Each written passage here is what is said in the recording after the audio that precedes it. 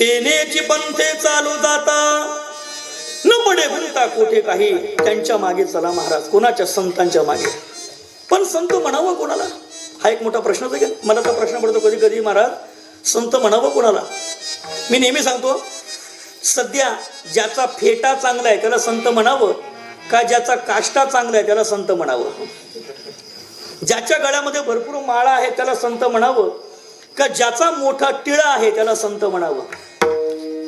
ज्याची दाढी चटा वाढली त्याला संत म्हणावं का ज्याच्या डोक्याचं मुंडन आहे त्याला संत म्हणावं? ज्याच्या अंगावरती भगवी पांढरी वस्त्र आहे त्याला संत म्हणावं का जो दिगंबर अवस्थेमध्ये भ्रमण करतोय त्याला संत म्हणावं? ज्याची ज्ञानेश्वरी गीता मुखोद्गत आहे त्याला संत म्हणावं का जो एकांतामध्ये बसून मौन धारण करून बसते त्याला संत म्हणावं? प्रश्न गंभीर आहे. संत म्हणावं कोणाला? मग अशा वेळेला ऐका, एक वाक्य फार महत्वाचं ऐका. आमच्या जीवनामध्ये संत जर खरे भेटले नाही तर नुकसान होत नाही, पण एखादा डुप्लिकेट जर आमच्या जीवनामध्ये संत होऊन आला तर आपला जन्मच नाश होत असतो. लक्षात ठेवा. माणसाच्या जीवनामध्ये चांगली संगत मिळत नसेल तर चालेल, पण त्यानं चुकीच्या संगतीला तरी जाऊ नये. त्याच्या जीवनाचं पतन होत असतं. मग संत म्हणावं कोणाला? ज्ञानोबांनी फार सुंदर विचार या संबंधाने ज्ञानेश्वरीमध्ये मांडला. श्री गुरु माऊलींची भाषा किती गोड आहे पहा. माऊली म्हणतात ऐका ना, संत कोणाला म्हणा? संत त्याला म्हणा ज्याच्याकडे ज्ञान आहे.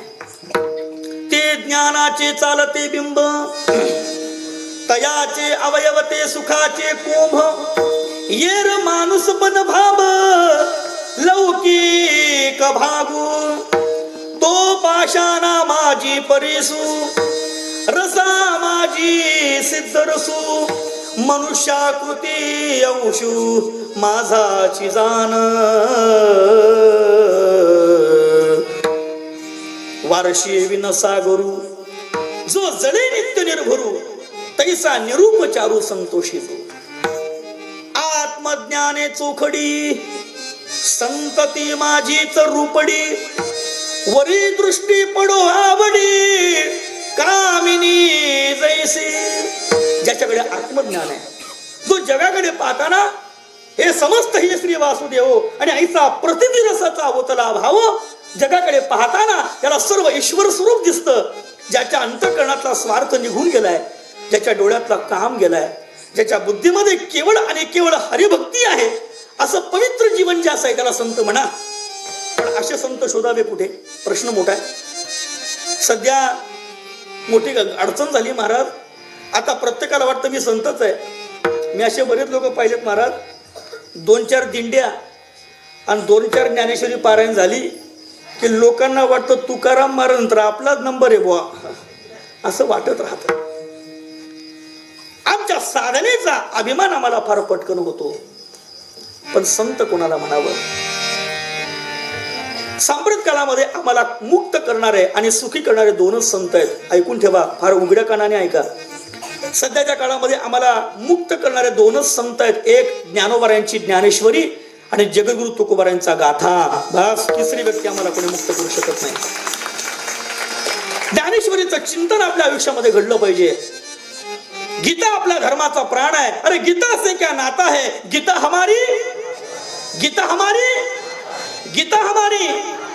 पण आपण कोणी वाचत नाही, ही मोठी अडचण आहे. आपला धर्मग्रंथ गीता आहे, पण मी जर तुम्हाला विचारलं, बोला ना किती लोकांच्या घरामध्ये गीता आहे? काही 2-4 हात माझ्यासमोर उभे राहतील.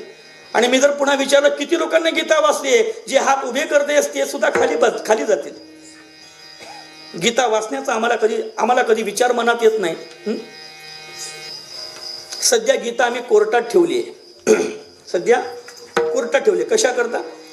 जिच्यावरती हात ठेवून खोटं चांगलं बोलता यावं याकरता. पण मी रोजच कीर्तनातून सांगतो जीवो, गीता कोर्टात कशाला ठेवता? जर गीतेला ठेवायचं असेल तर तिला शाळेत ठेवा. ज्या दिवशी कोर्टातली गीता शाळेत येईल त्या दिवशी तिला कोर्टात ठेवावी लागणार नाही. आणि ज्या दिवशी शाळेतली गीता जीवनात येईल त्या दिवशी कोर्टच ठेवावं लागणार नाही. एवढे लोक सत्यवादी होते. त्या गीतेमध्ये सिद्धांत आहे, जे सिद्धांत आमचं कल्याण करतात. फार वाईट वाटतं महाराज कधी कधी. मी मालेगावला राहतो. मालेगावच्या अत्यंत मुख्य शहरामध्ये मध्यवर्ती भागामध्ये राहतो. आणि आमच्या मालेगावला काय म्हणतात हे तुम्हाला वेगळं सांगायचं कारण नाही. तुम्हाला माहिती असेल, आमच्या मालेगावच्या मोसम पूल ते दरेगाव, माहिती तुम्हाला, मोसम पूल ते दरेगाव एवढ्या अंतरावरती 183 मदरसे आहेत. किती किती किती किती 183 मदरसे. मदरसे म्हणजे काय? त्यांचं बाल संस्कार केंद्र.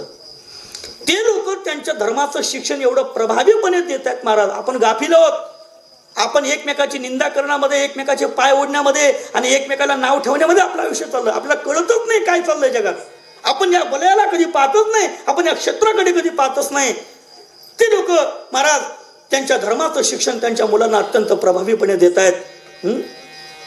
त्यांचा 5 वर्षाचा लहान मुलगा पहा, त्याच्या डोक्यामध्ये तुम्हाला नेहमी कंटिन्यू गोल टोपी दिसेल आणि कोणतीही स्त्री पहा तिच्या अंगावरती बुरखा दिसेल. हे धर्मज्ञान आहे, धर्म शिक्षण आहे. पण आम्ही जर आमच्या 21 वर्षाच्या मुलाला सांगितलं ना, बाबा कपड्याला गंध लावत जा, डोक्याला शेडी ठेवत जा, तो म्हणतो Maharaj it is a old fashion. आता ही जुनी फॅशन झाली, हे आम्हाला तुम्ही सांगू नका. किती किती मूर्खपणा आणि किती कोणत्या प्रवृत्तीत आम्ही जगतोय आम्हाला कळत नाही महाराज. आम्ही आमच्या धर्माच्या सिद्धांताकडे पाहिलं पाहिजे. अरे धर्मो रक्षति रक्षितः, ज्या धर्माने आम्हाला जिवंत ठेवलंय त्या धर्माचे अनुकरण सिद्धांत आपल्या जीवनात नसतील तर लक्षात ठेवा, इतके रडाल तुमचे अश्रू पुसायला सुद्धा भविष्यात कुणी राहणार नाही. काळ फार भयंकर आहे, काळ फार भयंकर आहे. आपल्या धर्मात तत्वज्ञान कळालं पाहिजे. पण खरं सांगू, सांप्रत काळामध्ये माणसाला 3 गोष्टी कळत नाही. 1, माणसाला धर्म कळत नाही.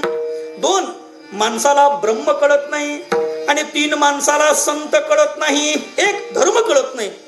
तुम्ही म्हणाल महाराज धर्म कळत नाही काय म्हणता? अहो धर्म कळतो म्हणून हा मंडप आहे, धर्म कळतो म्हणून हे कीर्तन आहे, ही कथा आहे, आणि तुम्ही धर्म कळत नाही. ज्ञानोबा आहे म्हणता धर्म कळत नाही. का कळत नाही त्याचं कारण आहे.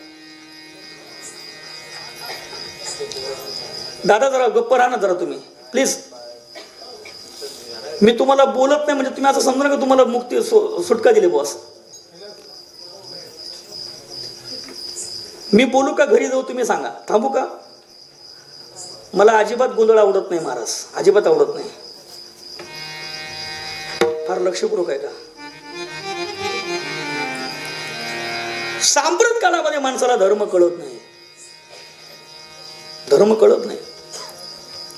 सतत दुसऱ्याच्या घरचं अन्न खाऊन आणि सतत विनाकारण दुसऱ्याची निंदा करून आमच्या बुद्धीतली धारणा शक्ती नष्ट झाली. आम्हाला धर्म कळत नाही महाराज, धर्म कळत नाही.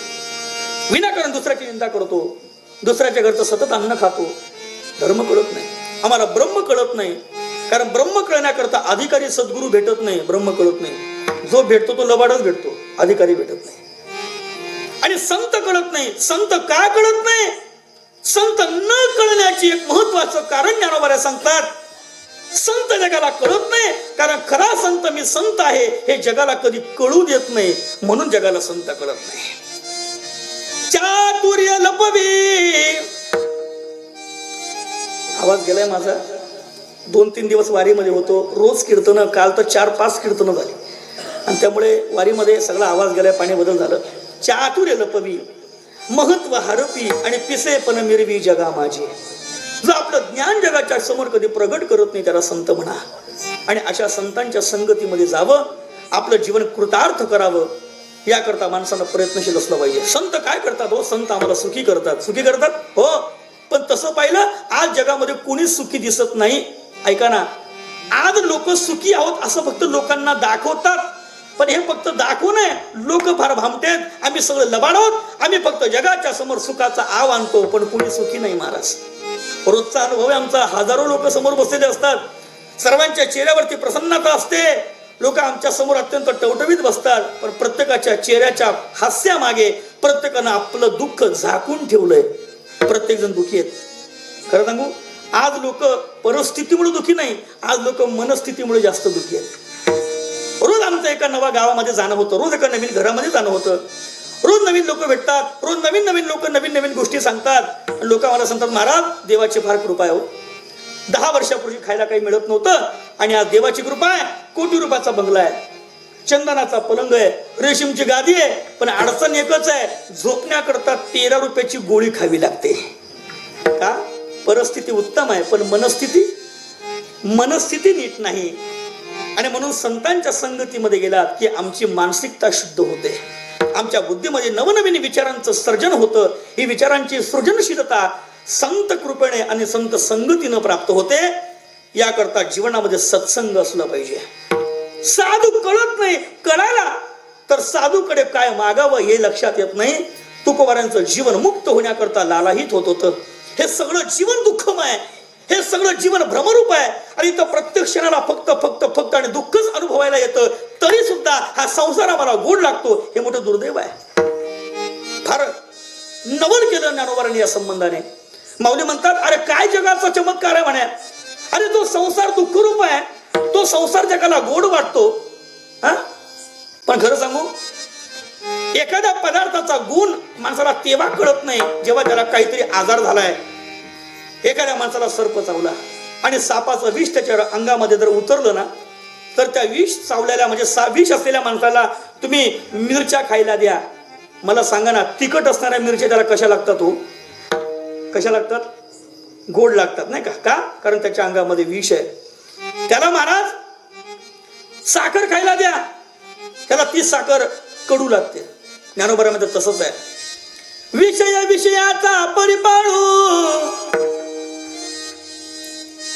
कडू विषय तो गोडू जीवासी झाला. ज्ञानोबा म्हणतात तसंच आहे. या संसार रूपी सर्पानं आम्हाला दंश केलाय आणि म्हणून यातलं दुःख आम्हाला कळत नाही. पण या सर्वातून वेगळं निघण्याचा प्रयत्न करा. आणि तुकोबारांना दुःख जाणवलं महाराज. पोटामध्ये भूक आहे, समोर पंचपक्वान्नाचं जेवण आहे, अनेक पदार्थ ताटात आहेत, भूक सुद्धा लागली आहे, अत्यंत सुगंध त्या पक्वान्नाचा येतोय. आता एक घास उचलणार आणि कधी तो घास पोटात जातोय अशी तळमळ आहे. भूक लागली आहे, खाल्लं नाही तर माणूस मरेल अशी अवस्था आहे. आणि तितक्यात एखाद्या माणसानं यावं आणि सांगावं, अरे ऐक, काय करतोय? अरे मला भूक लागली आहे, मला खायचं आहे, पण ऐक ना, जे अन्न खातोय त्याच्यामध्ये विष आहे. सांगा ना, त्याची भूक वाढेल का? अरे गायब होईल, नष्ट होईल का? त्या पक्वान्नामध्ये विष आहे हे त्याला कळालं. त्याने तात्काळ ते पक्वान्न सोडलं. महाराज म्हणतात, हा संसार तसाच गोड लागतो, पण हा संसार सुद्धा विषारी आहे हे सांगण्याकरता कुणीतरी साधू आपल्या जीवनामध्ये आला पाहिजे, कुणीतरी संत आला पाहिजे. आणि संतांच्या संगतीनेच हे कळत असतं महाराज, हे सगळं जीवन दुःखरूप आहे. तुकोबारांच्या मनामध्ये संसाराबद्दलचं वैराग्य झालं आणि तुकोबारांच्या जीवनामध्ये आता आत्मकल्याणाची तळमळ निर्माण झाली. आणि मग तुकोबारांना लक्षात आलं, कोण आहे जो आपलं आत्मकल्याण करेल. आणि मग तुकोबारांना ज्ञानोबारांचं स्मरण झालं. आणि ज्ञानोबारांच्या समोर तुकोबाराय आपल्या काही भावना व्यक्त करतात. त्या भावनेतील पहिला विचार, अभंगाचं पहिलं चरण.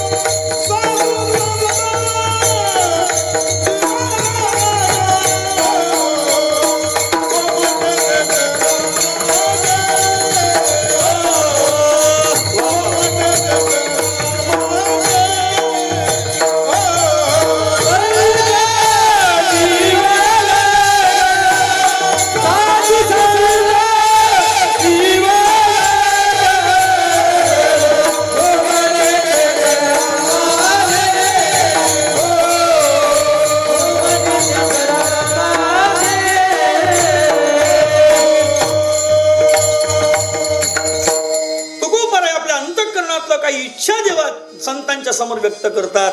हे संत जन हो, माझ्यावरती कृपा करा, कारण तुम्ही कृपावंत आहात आणि ती आत्ता करा. म्हणून आता तुम्ही कृपावंत, तुम्ही कृपावंत आहात म्हणून माझ्यावरती कृपा करा, आत्ता करा. आत्ता करा असं का म्हणतात?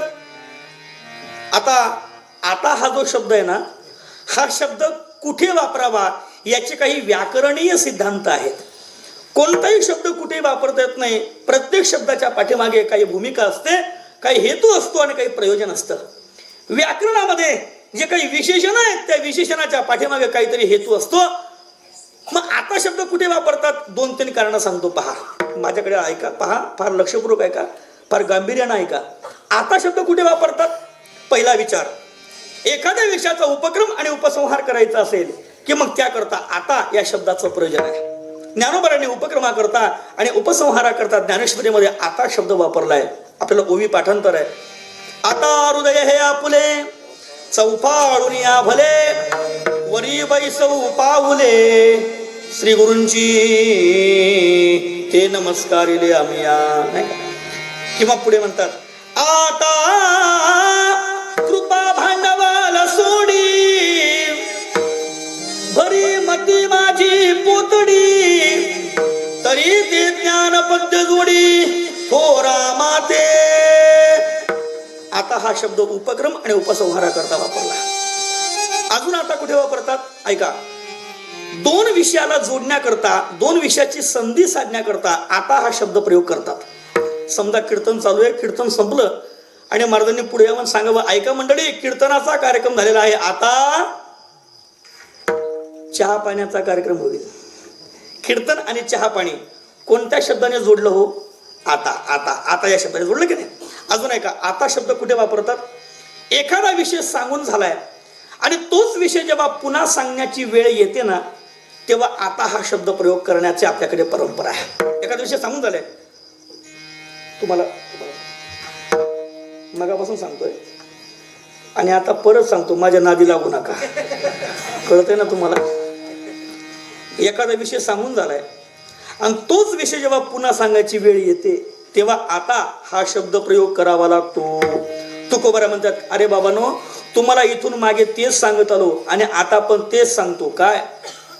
आता तरी पुढे आजी उपदेश, आता तरी पुढे आजी उपदेश, आता तरी पुढे आजी उपदेश, आता तरी पुढे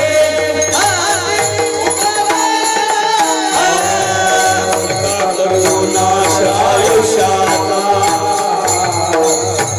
करुणाश आयुष्याचा सगळ्याच्या पाया माझे सगळ्याच्या पाया.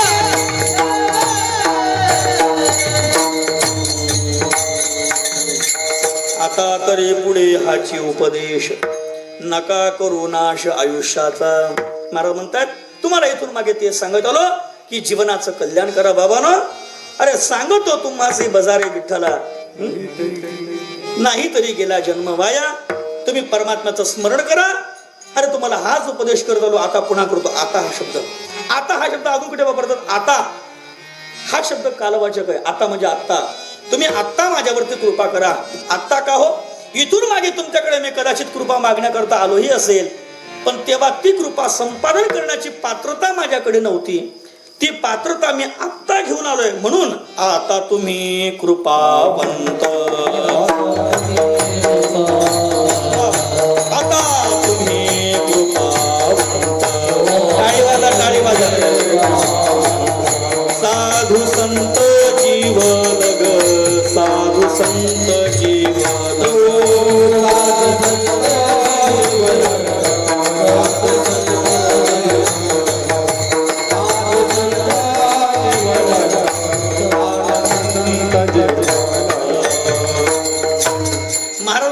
आता कृपा करा, आता तुम्ही कृपावंत.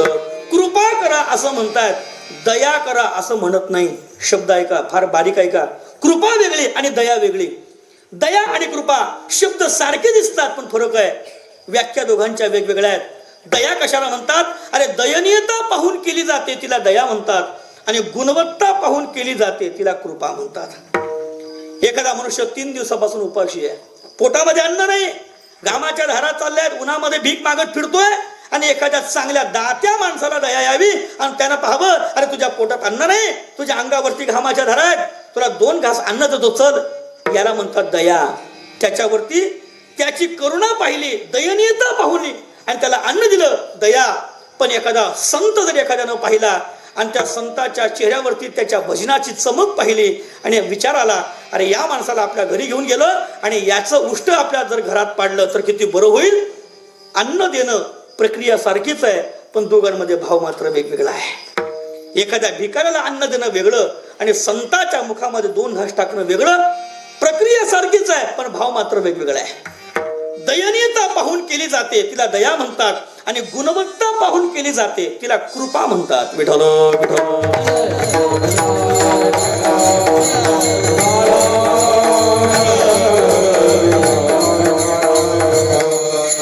दया वेगळी आणि कृपा वेगळी. माझे गुरुजी दृष्टांत सांगायचे निंबा महाराज. पावसाळ्याचे दिवस होतो म्हणे, आकाशामध्ये काळे कुट्ट ढग निर्माण झाले, जमा झाले, आणि आता दुपारच्या वेळेला अंधार पडला. धो धो धो धो पाऊस पडायची वेळ आहे. आता पाऊस सुरू होणार तितक्यात एका माणसाला आपल्या शेतामध्ये काहीतरी झाकायचं राहिलंय अशी आठवण झाली आणि तो शेताकडे निघाला. लगबगीनं धावतोय, बांधावरनं चालतोय, चालता चालता चालता चालता लगबगीनं चालता त्याचा पाय घसरला आणि बांधाखाली एका खड्ड्यात तो पडला.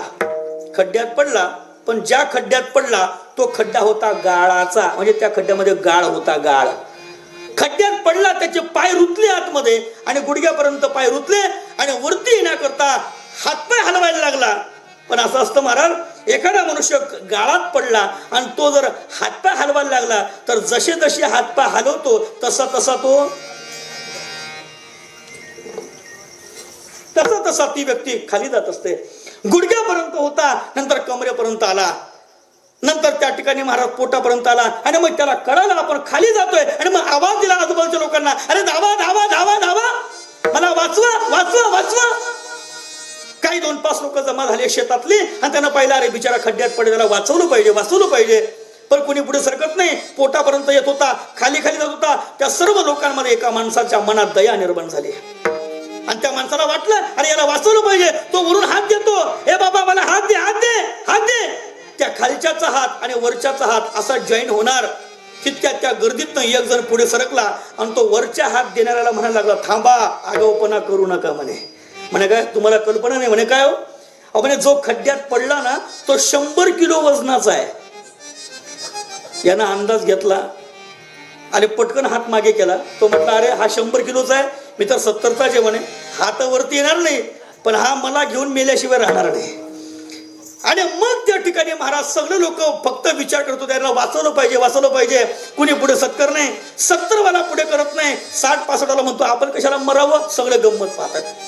तो बिचारा खाली खाली जात होता खड्ड्यातला, पोटापर्यंत होता, आता छातीपर्यंत आला, मानेपर्यंत आला, मान बुडणार, हडवटी बुडणार. आणि तितक्यात महाराज त्या गर्दीतून एक पैलवान मनुष्य पाठीमागून चालत येत होता. उंच धिप्पाड मनुष्य 7.25 फुटाचा. त्याला गर्दी पाहिली, म्हणजे काय झालंय, म्हणे काय सांगू, या खड्ड्यामध्ये एक मनुष्य पडला, त्याला कोणी वाचवत नाही. त्या पैलवानने लोकांशी बाजूला केली, पुढे सरकला आणि म्हटलं, हो दादा मला हात द्या हात द्या हात द्या. त्या खालच्यानं हात दिला, तो वरच्याचा हात आणि खालच्याचा हात पुन्हा जॉईन होणार तेवढा तो फुकटचा सल्ला देणारा पुढे आला. तो म्हणे, थांबा, तुम्हाला माहिती नाही, आगाऊपणा करू नका. म्हणे काय झालं, आम्ही येडे काही तो उभेत. म्हणे अडचण काय, म्हणे अडचण एकच आहे, जो खड्ड्यात पडला ना तो 100 किलो वजनाचा आहे. तो पैलवान तुला कसं माहिती. तो म्हणे हा माझा शेजारी राहतो. माणसाचा शेजारी बी चांगला असला पाहिजे, शेजारी चांगला असला पाहिजे. म्हणे हा 100 किलो वजनाचा आहे. तो पैलवान म्हणे राहू दे 100 किलोचा, हा जरी 100चा असेल ना, पण हा पट्ट्या 150चा आहे. म्हणे घाबरायचं काही कारण नाही. 150 किलोवाल्यानं हात दिला, एका दणक्यात त्याला वरती काढलं, दृष्टांत संपला. फार बारीक आहे का. 100 किलो वजनाचा माणूस जेव्हा खड्ड्यामध्ये पडतो आणि 70-75 वाले म्हणतात याला वाचवलं पाहिजे वाचवलं पाहिजे वाचवलं पाहिजे, याला म्हणतात दया. आणि 150 किलोवाला येतो, हात देतो आणि एका दणक्यात वरती काढतो, याला म्हणतात कृपा. विठ्ठल विठ्ठल.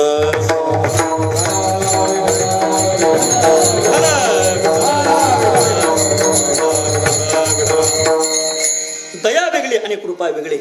महाराज गातात, आता तुम्ही कृपावंत दयावंत म्हणत नाही, दयावान वेगळा आणि दयावंत वेगळा. दयावंत म्हणतात, कृपावंत म्हणतात, कृपावंत असा शब्द वापरतात. पहा बरं का, फार मला याच्यापेक्षा बारीक बारीक विचार सांगता येईल. आपण किती ऐकता येते पहा, चांगलं ऐकण्याची सवय ठेवा. वान वेगळा आणि वंत वेगळा. दयावंत नाही, कृपावान नाही, कृपावंत म्हणतात. आता तुम्ही कृपावंत. वंत हा शब्द बरे कुठे वापरतात पहा तुम्ही. व्याकरणाचा पुन्हा सिद्धांत आहे. एखाद्या ठिकाणी उपलब्धी जर मर्यादित असेल तर त्याला वान असा शब्द प्रयोग करतात, आणि एखाद्या ठिकाणची उपलब्धी जर अमर्यादित असेल तर त्याला वंत असा शब्द प्रयोग करतात. उदाहरणार्थ, शेततळ्यामध्ये पाणी आहे आणि मुंबईच्या समुद्रात पण पाणीच आहे. शेततळ्यात पण पाणीच आहे, मुंबईच्या समुद्रात पण पाणीच आहे, पण फरक आहे, शेततळ्यातल्या पाण्याला आम्हाला जलवान म्हणावं लागेल आणि मुंबईच्या समुद्राला आम्हाला जलवंत म्हणावं लागेल. जलवान वेगळा आणि जलवंत वेगळा. कारण कडक उन्हाळा पडला तर कदाचित शेततळ्यातलं पाणी आटून जाईल, संपून जाईल, पण किती कडक उन्हाळा पडू द्या, समुद्र आटेल का? आटणार नाही. का? कारण तिथे असलेली उपलब्धी ही अमर्याद आहे आणि इकडे असलेली उपलब्धी ही मर्यादित आहे. जिथे पुरवठा मर्यादित असतो त्याला वान असा शब्द प्रयोग केला जातो, आणि जिथे पुरवठा अमर्यादित असेल त्याला वंत असा शब्द प्रयोग केला जातो. गुणवान वेगळा, गुणवंत वेगळा. दयावान वेगळा, दयावंत वेगळा. ज्ञानवान वेगळा, ज्ञानवंत वेगळा. धनवान वेगळा, धनवंत वेगळा. कृपावान वेगळा आणि कृपावंत वेगळा. म्हणून तुकोबाराय संतांच्या ठिकाणी गौरव करताना कृपावान म्हणत नाही, कृपावंत म्हणतात. कारण त्यांच्याकडे असणारी कृपा ही कधी संपणारी नाही महाराज, संपणारी नाही. कारण अरे त्यांच्याकडे काय कमी आहे सांगा ना, काय कमी आहे? संत उदार उदार भरले अनंत भंडार. संतांकडे असलेली कृपा कधी संपत नाही महाराज. संत कोणावरही कृपा करतात. अरे प्रेतावरती कृपा केली, तो उठून बसला आणि ज्ञानेश्वरी सारखा ग्रंथ आमच्याकरता मिळाला महाराज. प्रेत चाललं होतं आणि त्या प्रेतामध्ये त्या मनुष्याची पत्नी रडत रडत पुढे चालली होती. दिंडी चालली ज्ञानोबारायांची. ज्ञानोबारायांनी पाहिलं ती स्त्री रडते. त्या स्त्रीनं ज्ञानोबारायांना पाहिलं आणि सांगितलं, महाराज अहो तुम्ही संत आहात, माझ्यावरती उपकार करा. म्हणे काय झालं? अहो माझा पती मेलाय, हो पती मेलाय. आणि त्या ज्ञानोबारांनी तिला आशीर्वाद दिला, सौभाग्यवती भव. ती हसायला लागली. अहो काय बोलताय, माझा पती मेला आणि तुम्ही सौभाग्यवती भव असं म्हणताय? माझी चेष्टा करता, मस्करी करता. ज्ञानोबारांकडे थांब, कुठे तुझा पती दाखव. ज्ञानोबाराय त्या प्रेताजवळ आले. त्या प्रेताकडे पाहिलं आणि विचारलं, अहो म्हणे याचं नाव काय होतं? अहो म्हणे याचं नाव सच्चिदानंद. सच्चिदानंद? अरे तो सच्चिदानंद आहे, तो मरेलच कसा? सच्चिदानंद रूपाय विश्वोत्पत्त्यादि हेतवे तापत्रय विनाशाय श्रीकृष्णाय वयं नमः. कारण सच्चिदानंद हे नाव जगन्नियत्या परमात्मा कृष्णाच आहे. मग कृष्ण परमात्मा या संपूर्ण विश्वाचा स्वामी आहे आणि हा सच्चिदानंद आहे. आणि मग आवाज दिला, हे सच्चिदानंद अरे उठ. आणि काय चमत्कार! सच्चिदानंद सच्चिदानंद तटा तटा तुटती बंध, तटा तटा तुटती बंध, तटा तटा तुटती बंध.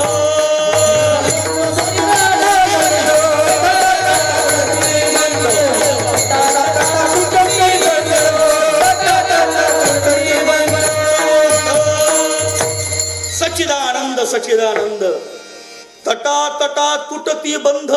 सगळे बंध तुटले महाराज आणि प्रेत उठून उभं राहिलं आणि ज्ञानोबारांना समोर पाहते दंडवत केला.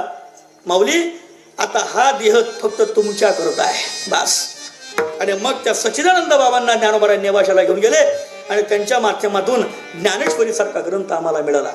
शके 1212 टीका केली ज्ञानेश्वरी आणि सच्चिदानंद बाबा आदरे लेखकू जाहला. सच्चिदानंद बाबांनी ज्ञानेश्वरी लिहिली. ऐका, ज्ञानेश्वरी सांगितली ज्ञानोबारायांनी, पण लिहिली मात्र सच्चिदानंद बाबांनी. जगद्गुरु तुकोबारांचा गाथा सांगितला तुकोबारांनी, पण लिहिला मात्र संताजी महाराज जगनाडे. विठ्ठल विठ्ठल.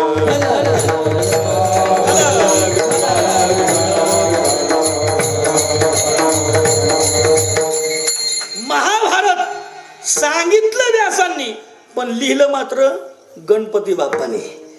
सांगणारा वक्ता वेगळा आणि लेखक वेगळा, अशी आपली परंपरा आहे. मला मुद्दा एवढा सांगायचा आहे, संत काय करू शकत नाही महाराज. करीला ते काय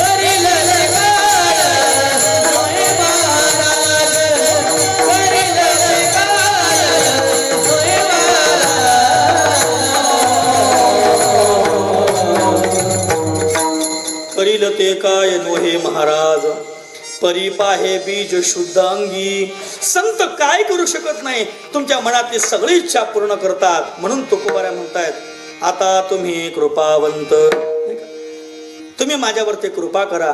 कारण का, तुम्ही साधू संत जीवलग, तुम्ही साधू संत आहात, तुम्ही माझे जीवलग आहात, म्हणून माझ्यावरती कृपा करा. अहो कृपा कृपा फार बऱ्याच वेळपासून सांगताय महाराज तुम्ही, पण कोणती कृपा करा ते सांगा ना. आणि मग त्याचं लक्षण सांगितलं दुसऱ्या चरणामध्ये.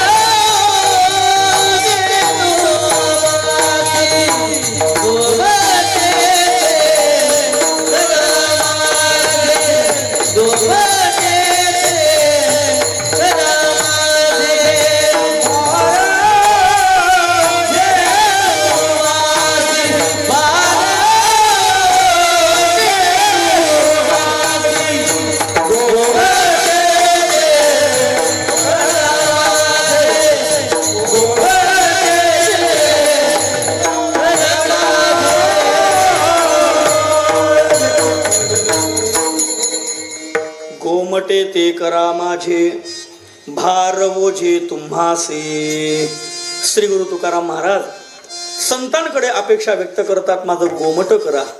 गोमट म्हणजे माझं भलं करा, माझं कल्याण करा, माझं चांगलं करा. मला सांगा ना, प्रत्येकाला वाटतं माझं भलं झालं पाहिजे, वाटतं का नाही? प्रत्येकाला वाटतं माझं भलं झालं पाहिजे. माझा एक मित्र मालेगावला, त्यानं आपल्या घराच्या भिंतीवर लिहून ठेवलंय, हे भगवान सबका भला करो. मला वाटलं बरं सबका भला करो, पण त्याच्या पुढचं वाक्य होतं, लेकिन पहिले मेरेशी सुरू करो. सगळ्यांचं भलं कर, तो सुरुवात मात्र माझ्यापासून कर. एवढी अपेक्षा माणसाला भलं होण्याच्या बाबतीमध्ये असते, पण भलं म्हणजे काय हे कळत नाही महाराज. याकरता आमच्या बुद्धीमध्ये विवेक असावा लागतो, आमच्याकडे तपस्या असावी लागते, साधना असावी लागते. अरे फक्त आमच्या जीवनामध्ये अन्न खाण्याकरता जगू नये, जगता जगता माणसाने विचार जमा करावे आणि आपल्या जीवनामध्ये स्वतःचं शोधन संशोधन करावं. खरं सांगू, जन्म स्वतःला शोधण्याकरताय, दुसऱ्याला पाहण्याकरता नाही. बरं, स्वतःला पाहण्याला परमार्थ म्हणतात आणि जगाला पाहण्याला प्रपंच म्हणतात. स्वतःकडे पाहिलं पाहिजे, पण आपली अडचण आहे, आपण स्वतःकडे पाहत नाही, पण दुसऱ्याकडे पाहिल्याशिवाय. 30 वर्षापूर्वीची गोष्ट आहे, घरामध्ये लाईट नसायची. त्या काळात प्रत्येकाच्या घरामध्ये एक रॉकेलचा दिवा असायचा, त्याला तुम्ही काय म्हणायची? चिमणी म्हणायची. ती चिमणी सगळ्या घराला प्रकाशित करायची. कुठेतरी भिंतीला खांबाला ती चिमणी लटकलेली असायची. ती चिमणी सगळ्या घराला प्रकाश द्यायची, पण सगळ्या घराला प्रकाश देणारा चिमणीच्या नेमक्या बुडाखालीच अंधार असायचा. सगळ्या घराला प्रकाश देते, पण स्वतः मात्र अंधारात आहे. आपलं तसंच आहे, आपण फक्त दुसऱ्याला ज्ञानाच्या गोष्टी सांगतो, पण स्वतः मात्र कधी अनुकरण करत नाही, अंतर्मुख होत नाही. आपण स्वतःचा अभ्यास केला पाहिजे, स्वतःला पाहिलं पाहिजे, स्वतःच्या चुका स्वतःला पाहता आल्या पाहिजे. ऐका ना, शके 1515 मध्ये एक आग्र्यामध्ये हिंदू राजा झाला महाराज, संदीप महाराज हिंदू राजा झाला. आणि त्या राजाच्या पदरी एक कवी होता, त्याचं नाव होतं मिर्झा गालिब. फार हुशार होता, तात्विक होता, चिंतक होता, मोठा विचारवंत होता. हिंदी भाषेमध्ये त्याचे अत्यंत चांगले शेर, हिंदी भाषेमध्ये त्याचे अत्यंत चांगले शेर प्रसिद्ध झालेत महाराज. शायर होता आणि त्या ठिकाणी महाराज त्याने फार शेर सुंदर लिहून ठेवलाय. माणसाने नेहमी फक्त आपल्याकडे पाहत राहावं, दुसऱ्याकडे कधी पाहू नये. तो म्हणतो मी आयुष्यभर तेच केलं म्हणे, फक्त दुसऱ्याला पाहत राहिलो, स्वतःकडे कधी लक्ष गेलं नाही. त्याचा शेर मोठा गोड आहे. शब्द ऐका कसे आहेत. उम्र भर गालिब यही भूल करता रहा, उम्र भर गालिब यही भूल करता रहा, धूल चेहरे पर थी लेकिन आईना साफ करता रहा. मी आयुष्यभर तेच केलं म्हणे, धूळ माझ्या चेहऱ्यावरती होती आणि आरसा साफ करत राहिलो. मला सांगा ना किती वर्ष आरसा स्वच्छ केला म्हणजे चेहरा स्वच्छ होईल का हो? त्याकरता स्वतःच्या चेहऱ्याला आपल्याला स्वच्छ करता आलं पाहिजे. हे कीर्तन म्हणजे स्वतःला स्वच्छ करण्याचं साधन आहे. कीर्तन स्वतःला पाहण्याचं साधन आहे. याकरता स्वतःला आपल्या अंतःकरणामध्ये पाहण्याची वृत्ती झाली पाहिजे. मग तुम्हाला कळेल अहम निर्विकल्पो निराकार रूपो, मी प्रत्यक्ष परमात्मा स्वरूप आहे, मी ज्ञानस्वरूप आहे, मी तत्वरूप आहे. माझ्या जीवनामध्ये असणारी शक्ती ही प्रत्यक्ष परमात्म्याची शक्ती आहे. याचा परिचय तुम्हाला होईल. याकरता स्वतःकडे पाहता आलं पाहिजे. पण आपण नेमकं इथं चुकत असतो महाराज. स्वतःकडे पाहत नाही आणि म्हणून या सगळ्या गोष्टींचा विचार बुद्धीमध्ये येण्याकरता माणसाला संताकडे गेलं पाहिजे आणि असे उत्सव निर्माण झाले पाहिजे. उत्सवाची फार मोठी गरज आहे, सर्वांना गरज आहे.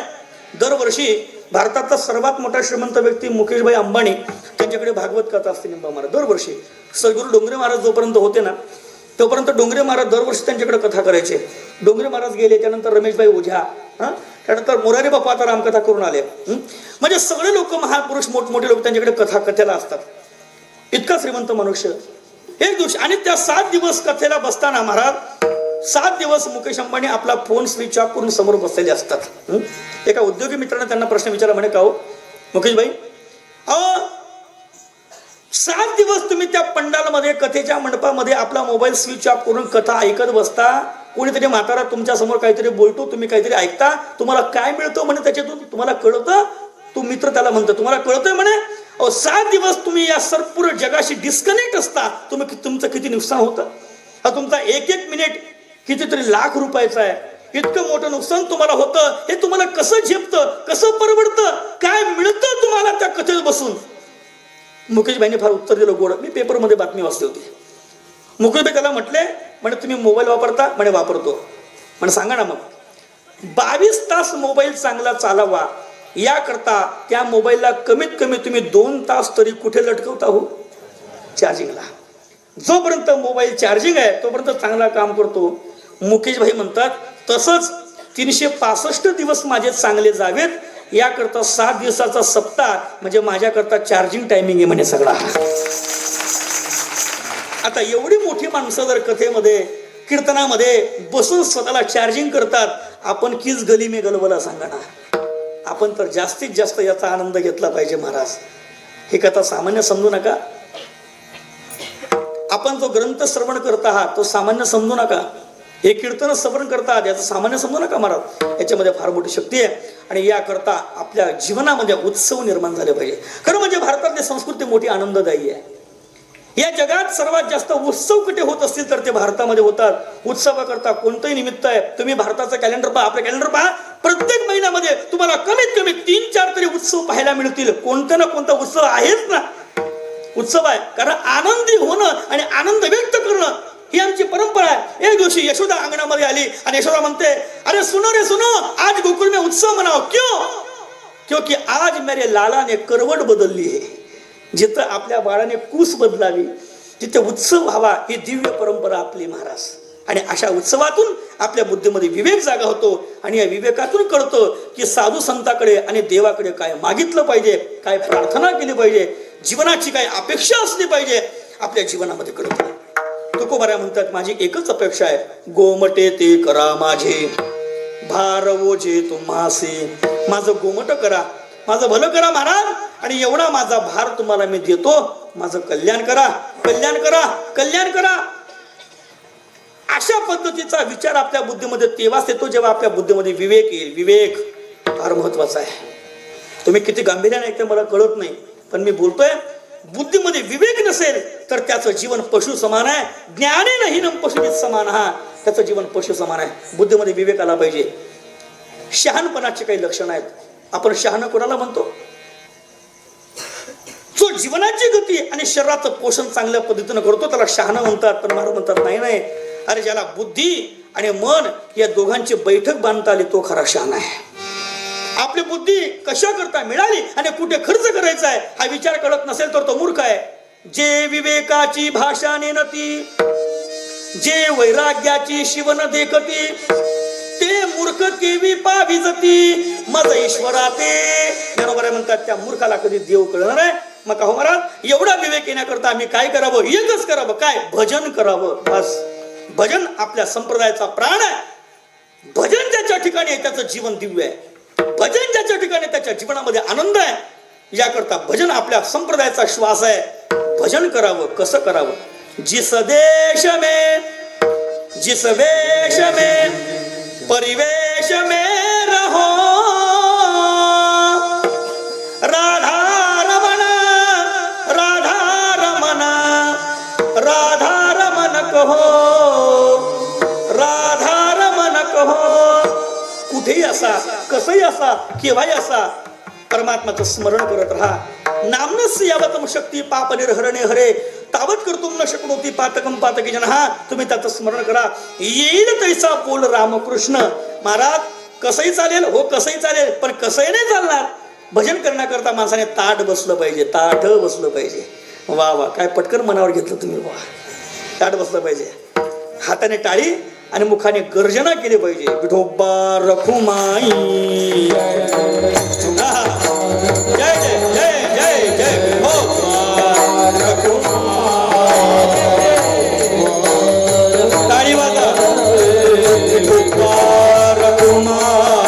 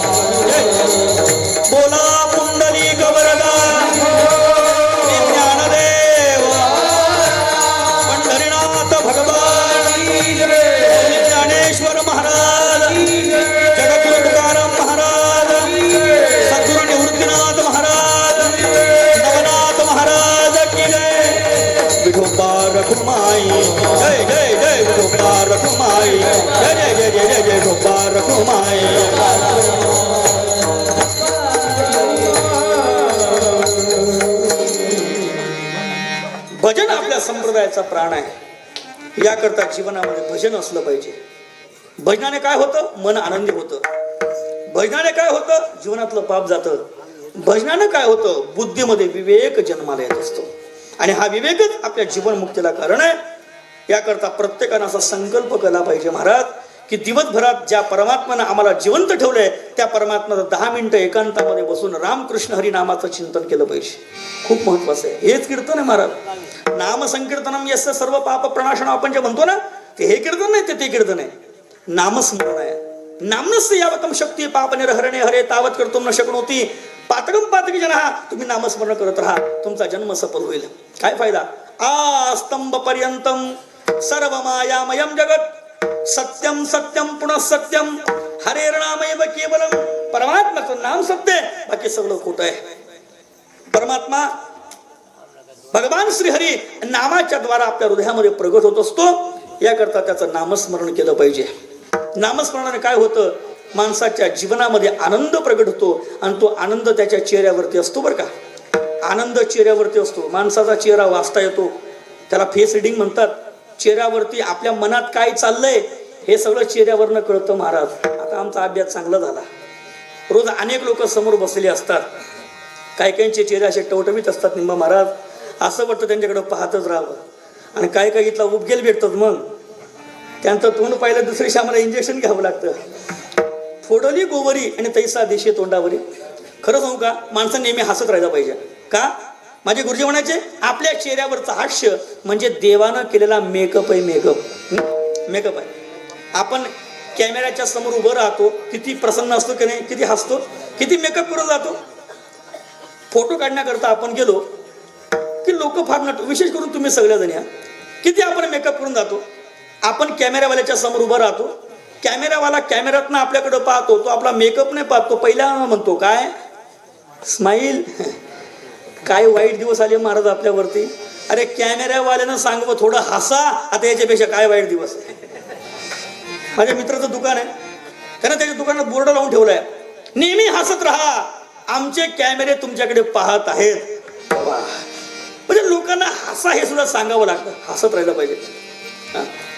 आपण एखादा आनंदी मनुष्य हसत रस्त्यानं चालला ना, चेहऱ्यावरती हास्य आहे, मनात आनंद आहे. एखादा आनंदी व्यक्ती जर रस्त्यानं हसत चालला आणि त्याच्या चेहऱ्यावरचं हास्य पाहून जर समोरचा दुःखी असणारा मनुष्य क्षणभर आपलं दुःख विसरला तर हा जगातला सगळ्यात मोठा परमार्थ आहे. लक्षात ठेवा, परमार्थ आहे. याकरता हसत राहिलं पाहिजे, हसत राहिलं पाहिजे, पण बिगर कामाचं नाही बरं का. हे तर लोक ठाण्याला घेऊन जातील आपल्याला. हास्य आपल्या जीवनामध्ये ईश्वरी वरदान आहे. पण हे हास्य कधी होतं सांगू, जेव्हा आपलं अंतःकरण प्रसन्न असतं. आणि अंतःकरणाची प्रसन्नता तेव्हा होते जेव्हा हृदयामध्ये प्रेम जागृत होतं देवाबद्दल, हृदयामध्ये प्रेम प्रगट होतं ईश्वराचं. नामस्मरण हृदयामध्ये जिवंत झालं की मग त्याच्या चेहऱ्यावरती आनंद येतो. तुकोबारा म्हणतात, त्या नामस्मरणाच्या अनुतापामध्ये आम्ही तपित झालो आणि आमच्या हृदयामध्ये प्रेमस्वरूपा भक्ती प्रगट झाली. आणि आता आमच्यावरती त्या भक्तीचं पूर्ण त्या ठिकाणी महाराज प्रेमस्वरूपा लक्षणं यावी याकरता आम्ही संतांना प्रार्थना करतोय. आता तुम्ही कृपावंत साधू संत चिवलग, गोमटे ते करा माझे, भार ओझे तुम्हासे.